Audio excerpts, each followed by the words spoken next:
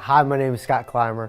Wrestled with the men's wrestling team here for club sports from 2011 to 2013. When I was young, my dad, he made us do everything: baseball, soccer, football, and then the last one was wrestling. My grandfather had taught himself by reading books how to coach.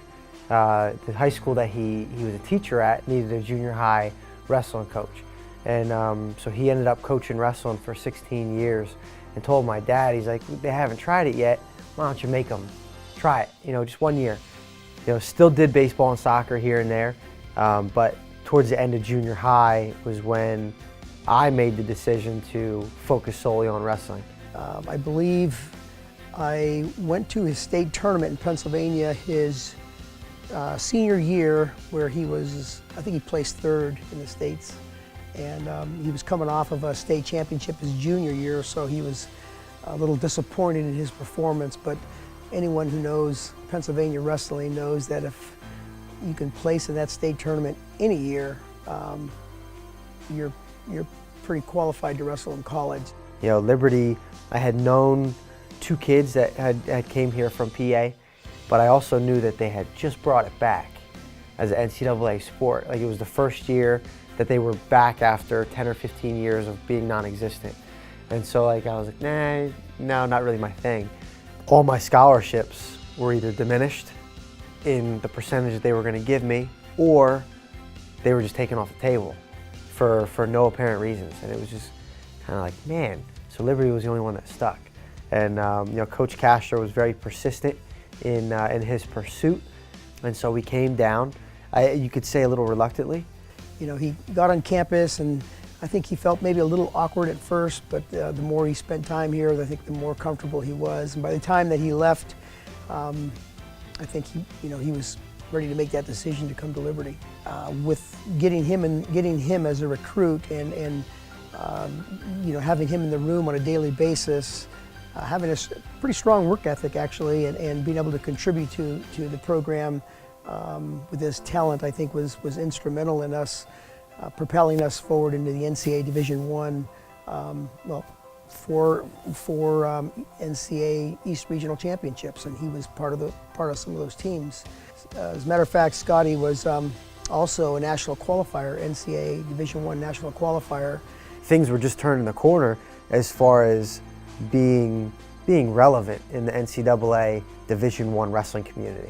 We were hanging close with a lot of the top teams in the country, and we were bringing in better quality recruits. We just had the perfect puzzle pieces that were falling in order, and it was just a couple more that we were missing, and before we could get them in place, Title IX cut us. Scott's influence on our NCAA transitional year was really crucial.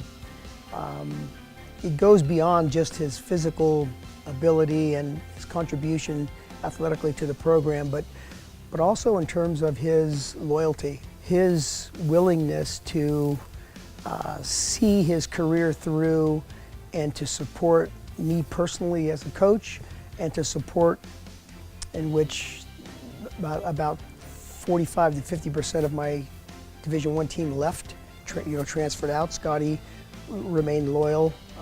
He didn't have to compete, but he did.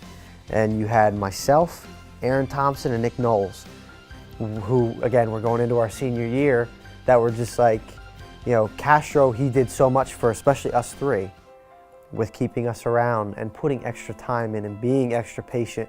It was a no-brainer. We were going to stay and finish out our career with the man that recruited us and brought us in. And so that had an impact on me, and something that I'm going to be eternally thankful for, that he did remain faithful to us and to me as a coach, and recruiting him. That meant a lot. But in terms of his talent too, coming in his final year in the NCAA, being the first NCAA national champion is quite an accomplishment. We really drove home to them who they were wrestling for in Coach Castro and what his interests were. And if you see everything today, I think now Coach Castro has 7 national champions. I don't even know the number of national place winners that he has. Nothing has been watered down, and it has only became thicker. Having them in the room was huge in terms of bringing an NCAA Division I mentality into an NCAA program. And they were instrumental, both of them, but in terms of Scott, instrumental in being able to translate what it meant to train on that level. And so, we didn't miss a beat when we transferred over. Scott really showed the guys through not just telling them verbally, but actually getting on the mat with those guys and showing them what it meant to train like an NCAA Division I athlete. And so consequently, again, that had residual effects in the years to come.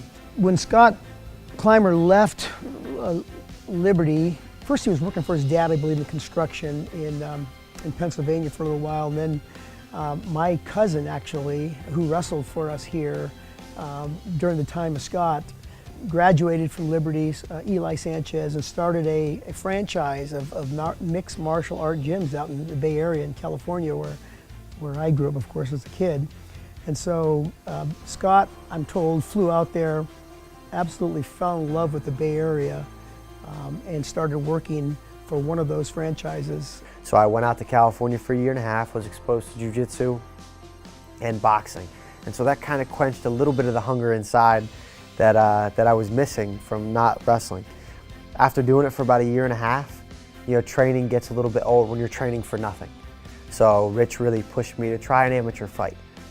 And the first one went so well, we did a second one, and the second one went even better, so we did a third one. But I was okay with just staying at the amateur level. And through a bunch of different forces and circumstances, I was able to compete professionally, make my debut at Bellator 186 that was held at Penn State. I couldn't have asked for more of an opportunity to do that, and that first pro fight went extremely well, ending in the first round. And so I sit at 4-0 right now, and it really does come back to Coach Castro and Coach Pantelio. Every workout that I do and every way that I train is from how I learned how to do it with them. Scotty Clymer as our first inductee, I think, is very fitting. Again, because he was involved in our NCAA Division I program, he was involved in a transitional year.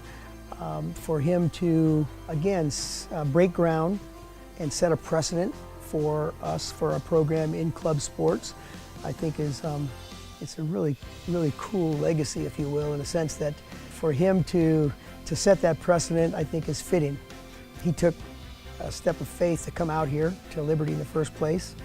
He took a step of faith in staying with the program during that transitional time, and I think him being honored with being our first Hall of Fame member is apropos. And so there was no other person that was going to be and introducing me. It was going to be Jesse, because it meant the world to me. As I do, I hope he understood that. Liberty is very bittersweet for me. Obviously, you came in here, whether you like it or not, this place changes you. It really does, and more for the better.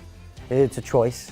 I didn't make the right choices in the beginning, but after making the right choices at the end, I can say my work ethic and my excitement with what I want to do with work and the company, and it all came from here. And it started with athletics, and that's what I am so thankful for, and what student athletes shouldn't take for granted with being in the club sports. Being a student athlete is going to set them up for life.